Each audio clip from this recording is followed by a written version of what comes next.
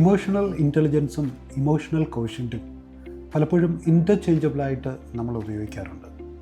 But there is A subtle difference.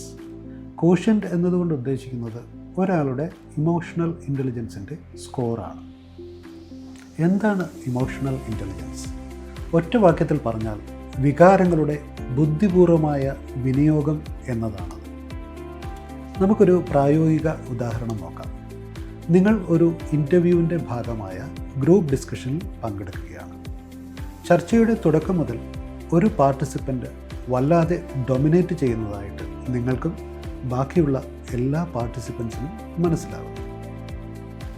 ചർച്ച മുന്നോട്ട് പോകെ അങ്ങേയറ്റം പ്രൊവക്കേറ്റീവും അബദ്ധജടിലവുമായ ഒരു പ്രസ്താവന ഈ അംഗം നടത്തും. ആ പ്രസ്താവനയിലെ വിഡിത്തം മനസ്സിലാക്കിയിട്ട് നിങ്ങളുടെ ലിംബിക് ബ്രെയിൻ നിങ്ങൾക്കായി ഒരു മറുപടി തയ്യാറാക്കുന്നു. വളരെ യുക്തിഭദ്രവും അഗ്രസീവും കുറച്ച് പരിഹാസം കലർന്നതും ആ വ്യക്തിയെ കുറച്ച് ഇകഴ്ത്തി കാണിക്കുന്നതുമാണ് ആ കമൻറ്റ്.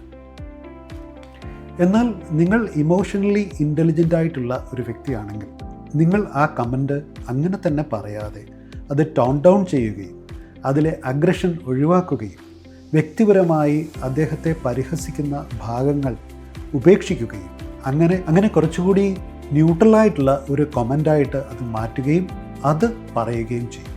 ഇവിടെ ഇമോഷണൽ ഇൻ്റലിജൻസിൻ്റെ ശക്തവും വ്യക്തവുമായ ഒരു ആപ്ലിക്കേഷനാണ് നമ്മൾ കണ്ടത്.